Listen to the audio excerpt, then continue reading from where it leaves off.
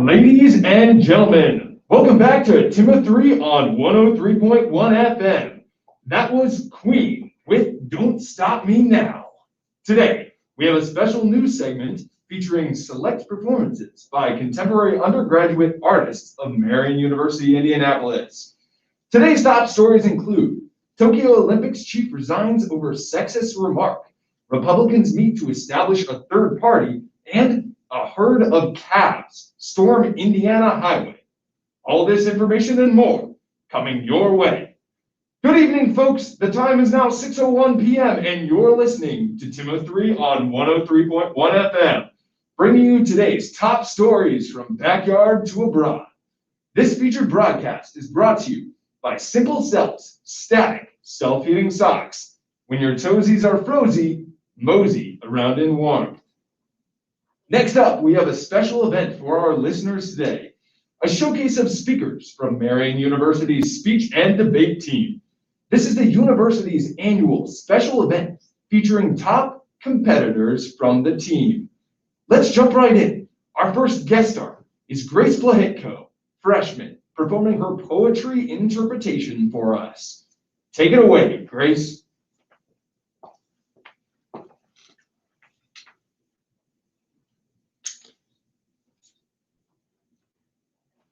The following are true stories. May 26, 2003, Aaron Ralston was hiking. A boulder fell on his right hand. He waited 4 days and then amputated his own arm with a pocket knife. So go ahead. Tell me you're having a bad day. When searching for the lost, remember 8 things. 1, we are vessels. We are rooms. We are so much less important than the things inside of us. We are circuit boards swallowing the electricity of life upon birth. It wheels through us through all of our days. In our last moments, it will come rushing from our chests and be given back to the wind when we die. We go everywhere. And now, at the hour of my death, my bowels move, an offering raised to the Lord of worlds.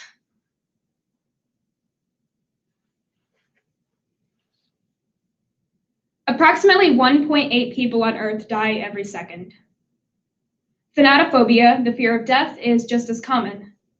This creates a paradox. We are constantly living in fear of death, yet unwilling to accept its presence and realize that it is something that binds all of us together. This paradox can create feelings of anger, sadness, and even confusion. However, it is important to recognize that death is an inevitable part of the human experience in order for us to live our lives. Today, through the poetry Pass On by Michael Lee, Complainers by Rudy Francisco, collection of Japanese death poems by Toko, Kiko, and Moria Sen-an, and Corpse Song by Margaret Atwood, we will explore death through multiple different perspectives in order to come to a full acceptance of this natural course of life.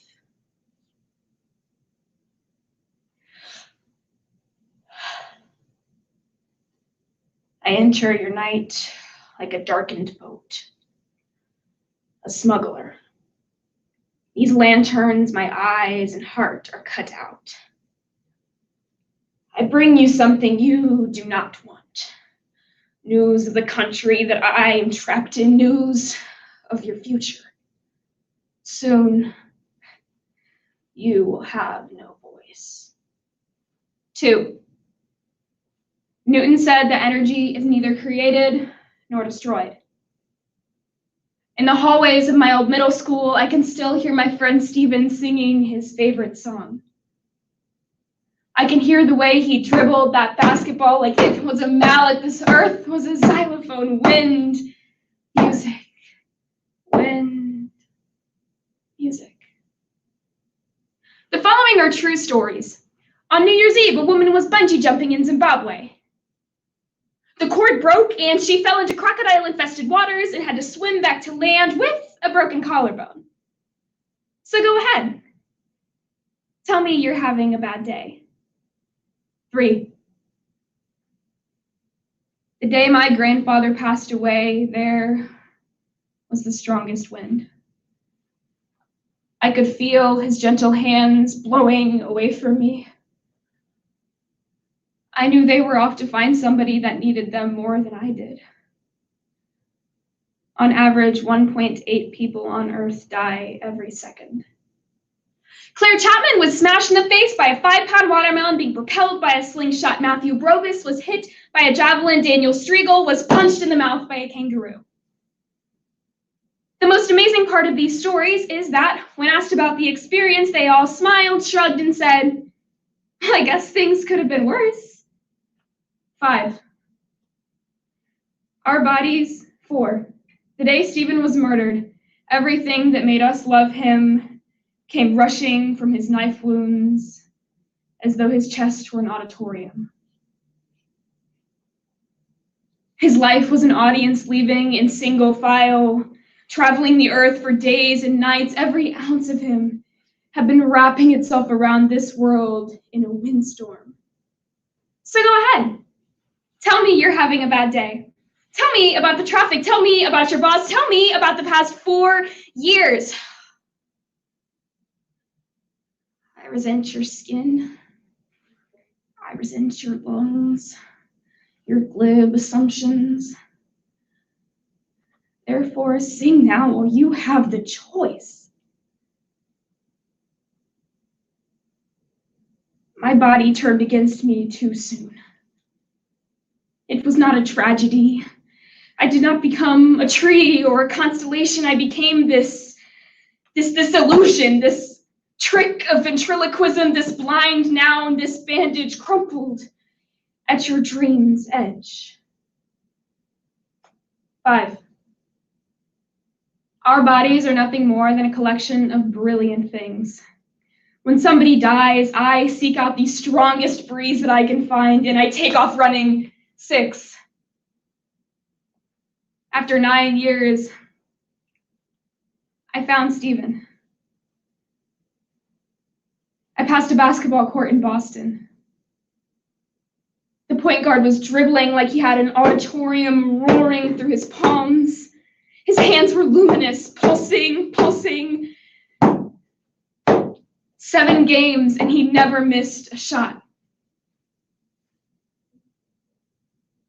When I asked him how long he'd been playing, he said, 9 years. That which blossoms and falls, the way of all flesh in this world of flowers. 7. The theory of 6 degrees of separation was never meant to see how many people we could find. It was a set of directions for how to find the people we have lost. I found your voice, Stephen. I found it in a young boy in Michigan who was always singing. I found your smile in Australia, a young girl's teeth shining like the opera house in your neck. I found your one true love come to life on the asphalt of Boston.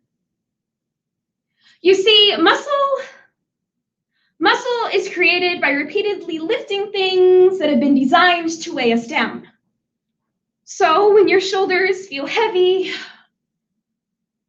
or you will drift as I do, swollen from head to head, swollen with words that you never said, swollen with hoarded love.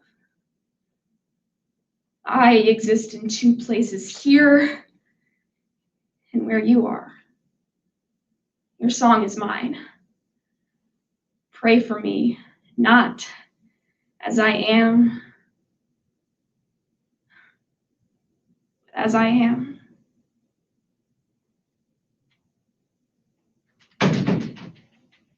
Remember that you are still here.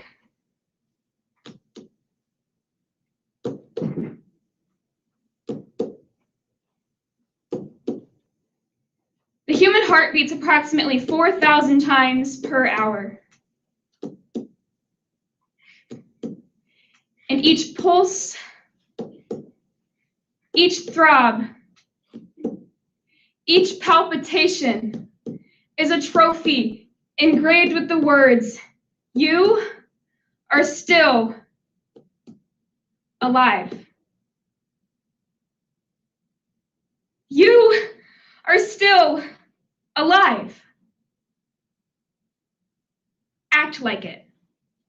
8. We are not created nor destroyed. We are constantly transferred, shifted, and renewed. Everything we are is given to us. Death does not come because the body is just too exhausted to live. Death comes because the brilliance inside of us can only be contained for so long. We don't die. We pass on the life burning through our chests. When you die, I will not cry for you.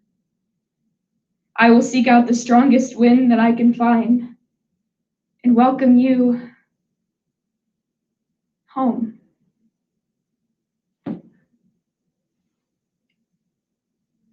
Death poems are mere delusion. Death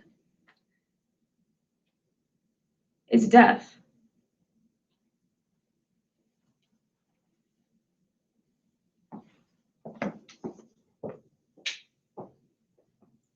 Thank you, Grace.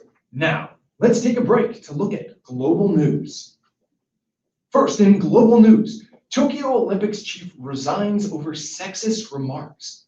Tokyo 2020 Olympics chief Yoshiro Mori resigned last Friday, apologizing for his sexist remarks that sparked a global outcry, leaving the Olympics searching for a chief 5 months from the start. His resignation will further erode confidence in the organizers' ability to pull off the event during a coronavirus pandemic. Mori, a former Japanese prime minister, had said during an Olympic committee meeting earlier this month that women talk too much. Many officials want a woman to replace Mori. Local media suggests Olympics Minister Siko Hashimoto, a woman who has represented Japan in both the Summer and Winter Olympics, is a possible candidate. Next, in news moving closer to home, Republicans attempt to launch a third party. 2 Wednesdays ago, more than 120 Republicans, including former elected officials, along with the former administrators under Trump and former presidents Ronald Reagan, George H.W. Bush, and George W. Bush, met virtually on February 5th to discuss forming a third party, or a new center-right faction. These officials would face steep challenges in shaking up a U.S. political system that has favored two-party rule throughout its history. Republican critics of Trump expressed similar skepticism, arguing that a third party would accomplish little beyond splitting the votes of conservatives and helping the Democrats get elected. Alex Conan, a Republican strategist, also argues that an upstart party would have little chance of succeeding without a charismatic leader who could capture the loyalties of millions of disaffected voters. Such an effort, he explains, would require walking away from the Republican Party's massive political infrastructure, staff, money, connections, and data on donors and voters. That would take years, if not decades, to build from scratch. Now, we'll take a short break to hear a POI, that is Programmed Oral Intern, from freshman Alex Rapp. To you, Alex.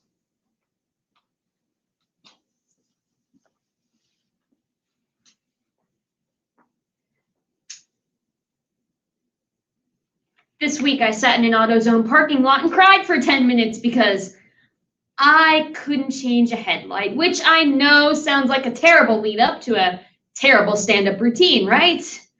One where the joke is always on me, like, I ate half a bag of pretzel M&Ms at 11:30 in the morning in bed, or I watched the pilot of Gossip Girl 10 times in the past 2 weeks because I kept falling asleep halfway through.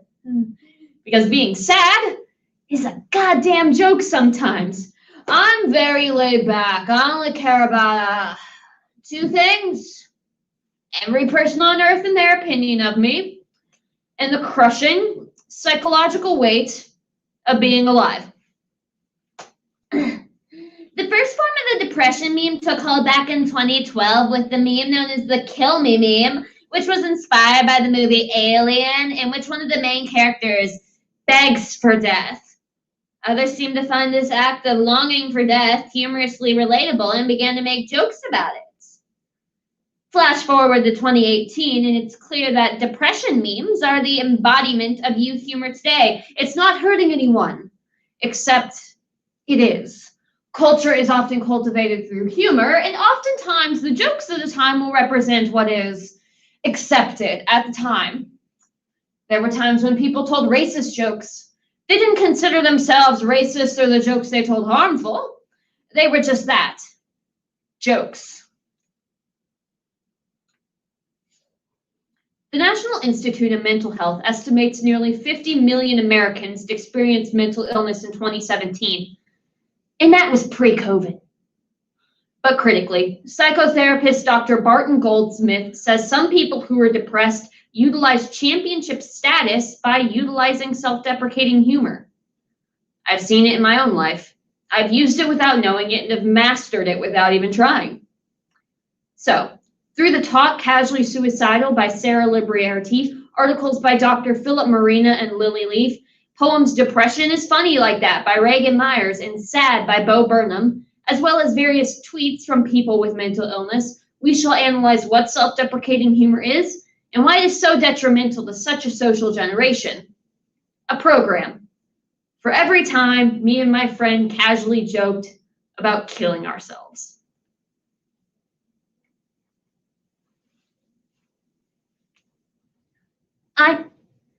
I'm a quiet person, so I hear everything. Behind me sat two girls in class where our professor was always 5 minutes late. One says to the other, I'd rather jump out the window than to be here. The other chuckled. We're only on the second floor. You have to swan dive out, so your head was the first thing that hit the ground. Then you die. Behind me in my physics class a few weeks ago, two guys sat behind me. One says to the other, this class already makes me want to kill myself. The other chuckled. Ha ha ha. Oh, I'm at a really low point right now, but the good news is the worst still ahead. Personally, I find making jokes about my depressions help me cope with it. Sometimes it's easier to show my friends a picture of Kermit the Frog hurling himself off a 6-story building and to be like, this is what I feel like right now. Rather than try and give an in-depth testimony about how I feel.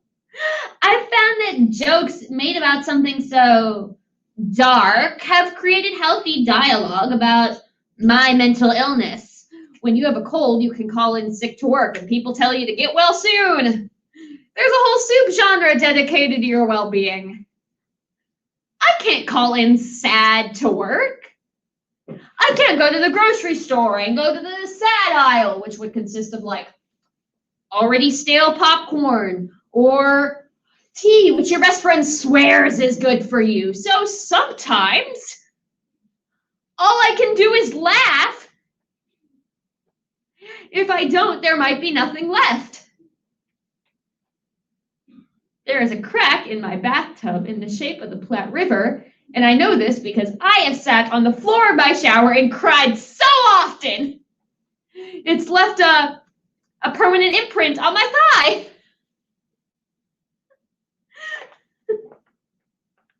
Show those haters how it's done by hating yourself the most.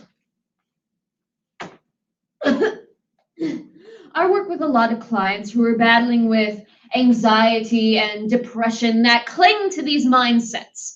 These jokes bring them a short laugh while reinforcing their negative coping skills. This type of humor is not normalizing anxiety and depression, which could be a good thing. It is normalizing negative coping skills, which is a bad thing.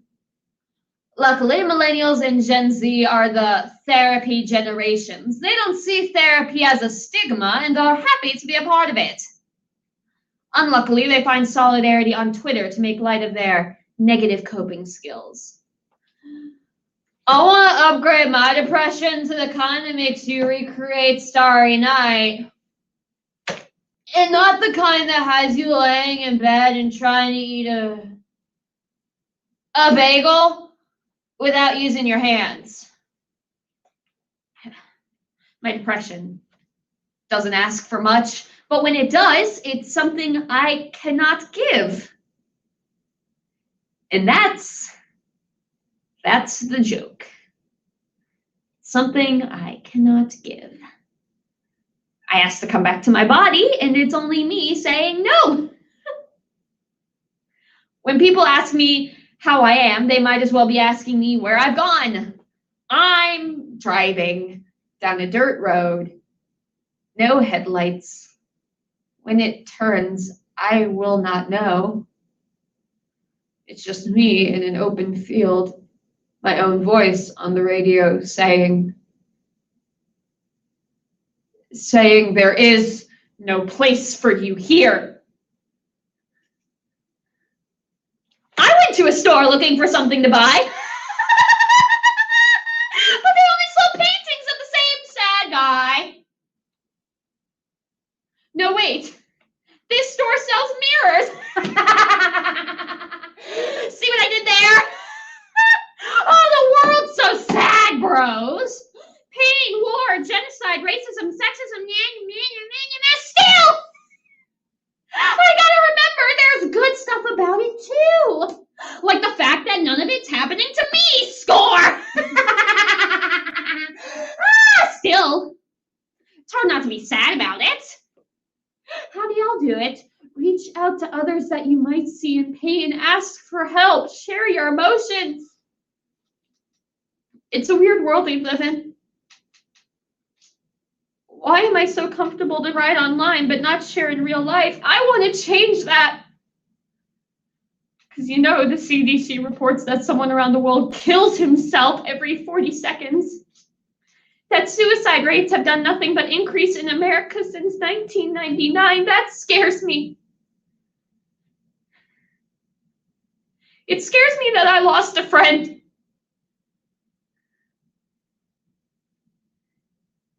I'm sorry. We need to stop oversharing online and undersharing in real life. Start reaching out. Rollerblades into my therapist's office with a booster juice and a head full of unbrushed hair. Karen! Karen! You're not gonna fucking believe this.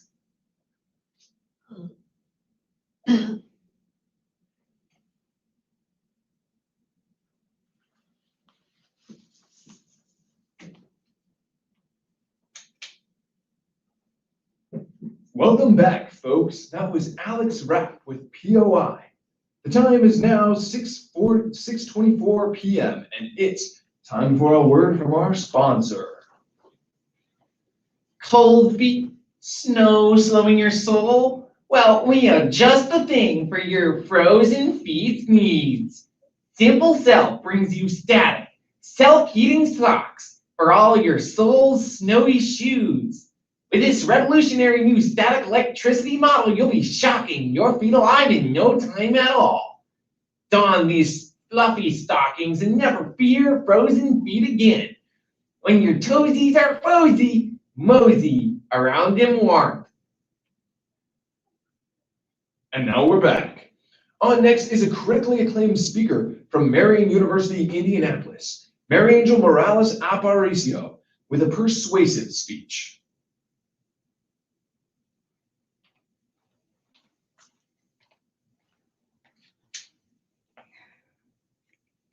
Imagine being held in a small cement room with dozens of other children. There is a toilet in the corner with no door for privacy or soap to wash your hands. Your clothes are dirty and you can't remember the last time you showered. Your meals are the same every day. Instant oatmeal, soap, and microwave burritos. There are only a few beds. So at night, you share a thin mat on the floor with other children. You are exhausted, but it's hard to sleep. The lights are always on, and all around you, kids sob for relatives they haven't seen in days or even weeks. You try to don't think of your mama or papa, but sometimes you end up crying too. This is the suffering of children in immigration detention centers as described by Junior Escolari of October 14 of 2019. Now, imagine being a 79-year-old evicted from his housing unit after crack pipes were hired by his full-time caretaker. This was the experience of Herbert Walker and other Section 8 housing recipients, according to the American Psychological Association in 2016. But what these scenarios have in common? In both scenarios, people have suffered as a result of zero-tolerance policies. Extremely strict zero-tolerance policies for breaking virtually any law were created with the goal to reduce crime and protect the U.S. But the outcome after implementing such policies has ironically created more problems. It's time to talk about zero-tolerance policies, how they were expected to work, what they did, and why we need to eliminate them. Zero tolerance has been implemented in immigration to try to reduce the number of immigrants that come to the country every year. Since its inclusion, it has only made things worse for everyone that comes in contact with such policies. According to the NPR on June 19 of 2018, President Trump's zero tolerance policies of 100% prosecution was modeled as an early get-through policy of the Southwest border called Operation Streamline. According to the Inspector of Homeland Security, this policy has increased the workload for Border Patrol agents, yet the agency could not prove it had any effect in illegal border crossing. Zero tolerance sounded like a good way to end many problems, but instead of decreasing, it has increased the workers and resources needed at the border. President Trump's administration created a new zero tolerance policy in 2018 that gave the right to immigration officers to charge and arrest the immigrants who crossed the border illegally. But what happened with the children that comes with these individuals? As the parent or guardian are charged, they are separated and sent to immigration detention centers, waiting for a parent or any other relative to take them its custody. Zero tolerance was put in practice, but this did not reduce the number of people from other countries that come to the U.S. to seek asylum, but we end up with more detained immigrants, separated families, and psychologically damaged children. But it also created a greater demand for workers and resources needed that were not available at the time. So it created a crisis in the immigration system. According to the NPR on April 14 of 2019, the government acknowledged there has been no change in the numbers of immigration, which is surprising according to this public effort of separating children from their families as trying to convince them to not make this treacherous journey. But the policies made by the U.S. government should be to protect or benefit our society, and zero tolerance had not reduced the numbers of immigration, so there has been no benefit but the creation of a crisis in the immigration system. Zero tolerance came from the strict era of law and order, where punishment was thought to be the most effective deterrent to crime. In fact, they began in the 1980s and 1990s, created by state and federal governments. According to the New York Times of July 25 of 2018, federal and state governments went on criminal justice binge, vastly expanding our criminal codes and deploying zero tolerance policing. Therefore, we must ask ourselves if the goal was to reduce crime to protect our communities, because today we're still losing the wars against drugs and crime, both violent and non-violent, have not been reduced to zero. Although zero tolerance was created to reduce crime, in the early stages, it was also implemented in schools. This is because schools is where kids spend most of their time, and they thought if misconduct is corrected early on, they will not commit the same or bigger mistakes in the future. But it wasn't always smooth in practice. According to the New York Times of July 25, 2018, In that year, more than 1,200 Texas school children were referred to law enforcement for making terroristic threats a potential felony.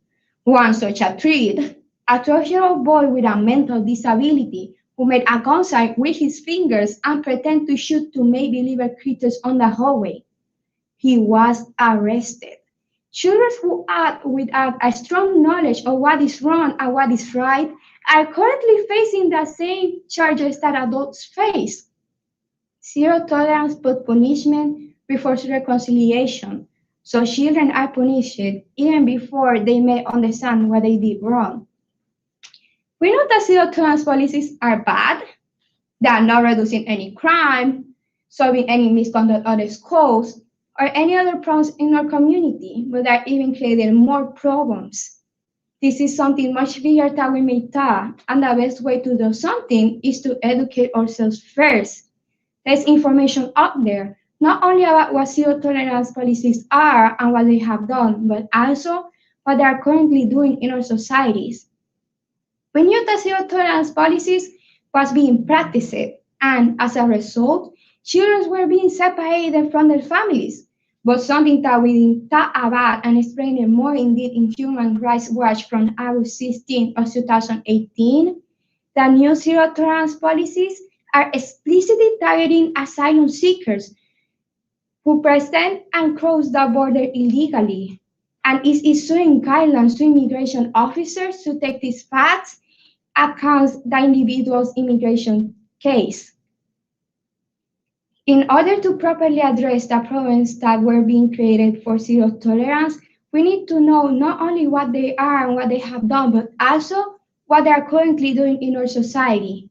There is more information out there of even possible solutions that we may use to fulfill the goals for zero tolerance without using zero tolerance policies at all. For example, in order to closely watch the immigrants and make sure they are not a threat for our society, we don't like to lock them up. According to Junior Scholastic of October 14 of 2019, the kids should live freely on the US with their parents, with monitors checking on them while they await for court hearings, explains the legal expert Shaba Sivaprat Sahia. She says that this approach will be far more human and cheaper than creating more detention centers. In this way, we will not need to invest millions of thousands of dollars building more detention centers or similar resources, but the immigrants could work and take care of their own children and also to contribute to our society. The problems that we have today in our communities can be solved without zero tolerance policies in a less expensive and safer way for everybody. Today, we have talked about zero tolerance policies, how they were expected to work, and how they have failed every time we use them. We need to change our present so our future can be better. Instead of having children crying in cells for their parents, we could have happy children who are able to contribute for a brighter future for our communities. Zero tolerance policies should not be tolerated.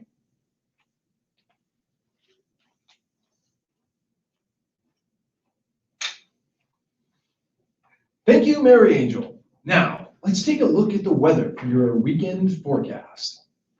In Indianapolis, the temperature is currently 43 degrees. As we look into the evening tonight, we have a high of 39 degrees, low heading into the 27th.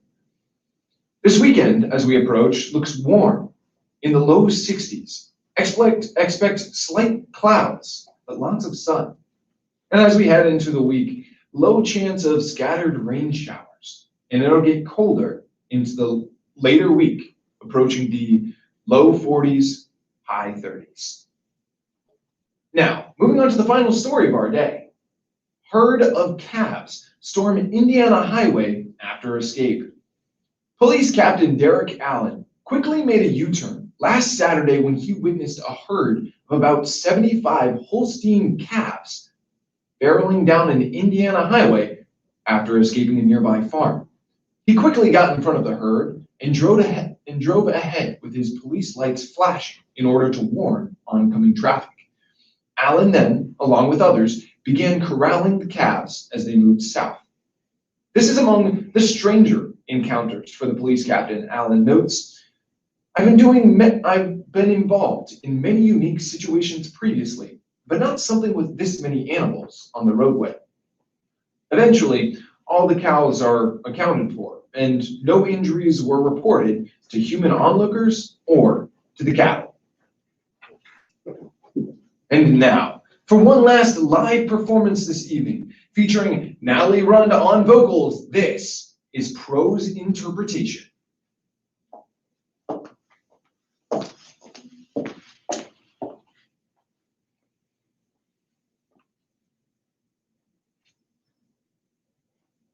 Breathing is very important in biathlon. Some people take more breaths between shots. When I was skiing and competing, I would do one big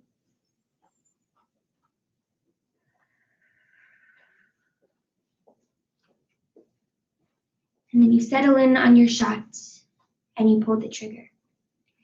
To this day, I can mentally slow my heart down. I am Carrie, and I'm a retired world-class biathlete and a small veterinarian in Montana.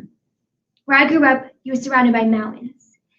You were underneath these snow-capped peaks, there were wildflowers that carpeted the meadows. It was just, inspiring. A place to be free, to have fun. I never felt that I was threatened out in the mountains. I still don't. But I've had to work on it.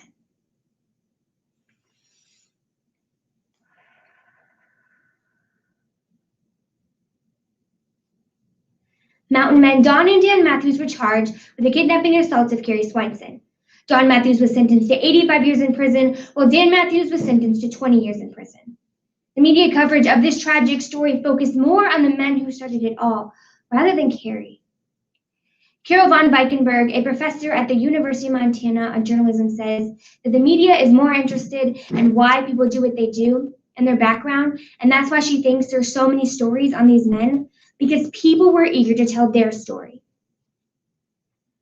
But what about Carrie? Doesn't her story matter? Out of the Woods by Carrie Swenson. Big Sky was an idyllic place full of unspoiled mountains and lakes, so it was the perfect setting for Carrie's intense training. On the afternoon of July 15, 1984, Carrie set out on a run. It was a normal day at Lone Mountain Ranch.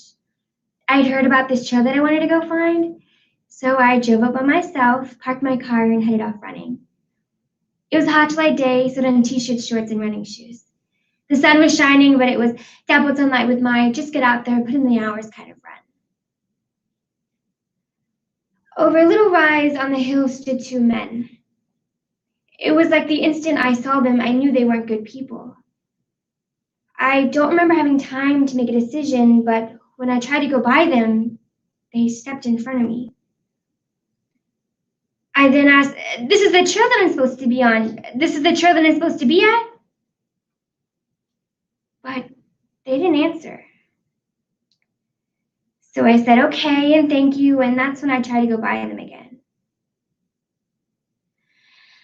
But then they grabbed my wrist and told me that they were going to take me into the mountains and hopefully I'd like to be with them. That's when I started screaming and yelling. That's when they knocked me to the ground and stood over top of me. He then instructed the other man to go get a rope. That's when I started to suspect it was a father and son. Now my mind was going so many different places, but all I could think about was how am I going to get away from them? They then took my hands, tied them to the rope, and stood me up. I followed behind the young man, and the old man had a gun trailed on me. And all along I kept telling them, you know that people are going to be looking for me. I'm supposed to be back at the ranch to serve dinner. And they said, if anyone finds you, we will kill them. The two men stopped in a clearing for the night. They took Carrie, padlocked her, pushing her up against the rough bark of a tree.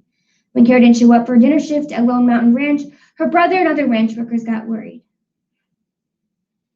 The old man took off by himself, I think to try and hunt a squirrel. That meant I was left with the younger man. He was probably about my age or maybe a little bit younger. He then started showing me pictures of naked women. I was in such a vulnerable place where I was their captive. I wasn't sure where I was or what was going to happen to me. So it made me more frightened.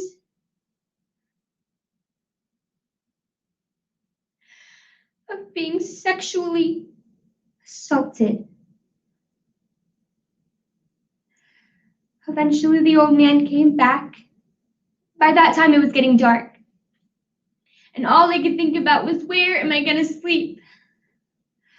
I then said, please don't rape me, please don't kill me. And they said, no, we're not gonna. We're just gonna keep you here for a couple days until you decide that you want to be with us. I then could hear people looking for me. I heard motorcycles and vehicles. I even heard a helicopter fly over me. And I told them, you know people are going to be looking for me, right? Carrie's friend at the horse barn and another ranch worker set out just after daylight to start looking for Carrie. Eventually, I saw the two men, and I started to yell at them to go away, these guys have guns, they're gonna shoot. I kept screaming and yelling and screaming and yelling, and the old man told the young man, shut me up. And so the young man walked over, stood in front of me at point blank, and shot me right in the chest.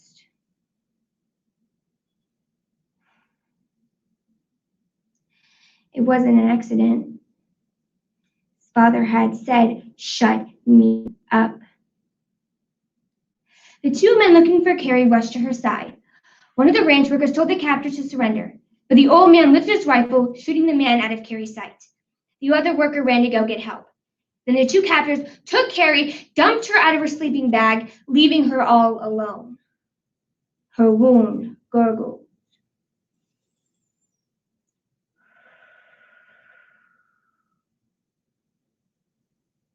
With every breath.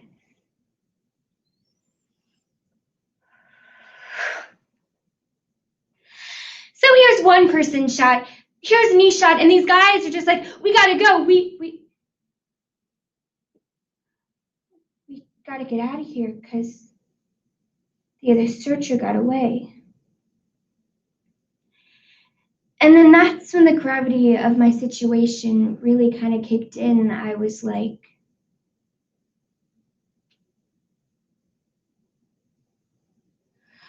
oh my goodness, I had just been shot.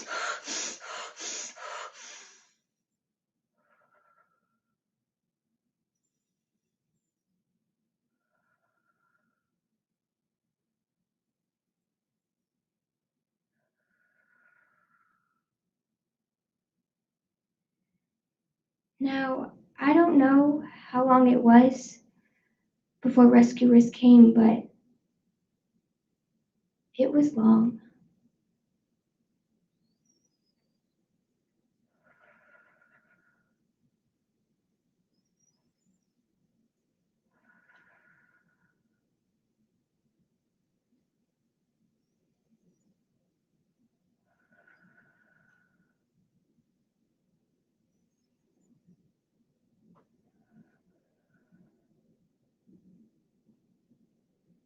The bullet had entered through Carrie's chest, just under her collarbone and next to below her shoulder blade, leaving her with a collapsed lung.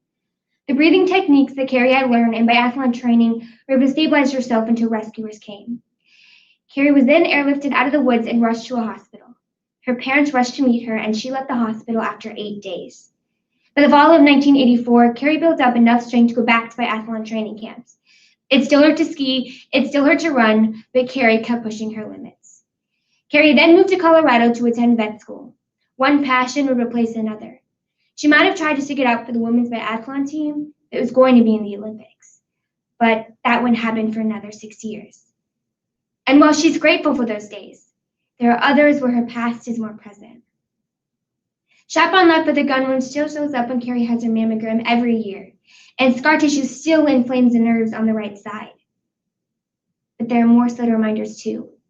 Like when Carrie goes on a hike, she counts the number of cars at the trailhead. Now, as a long-term survivor of trauma, Carrie understands that this is something to be managed, not to be erased.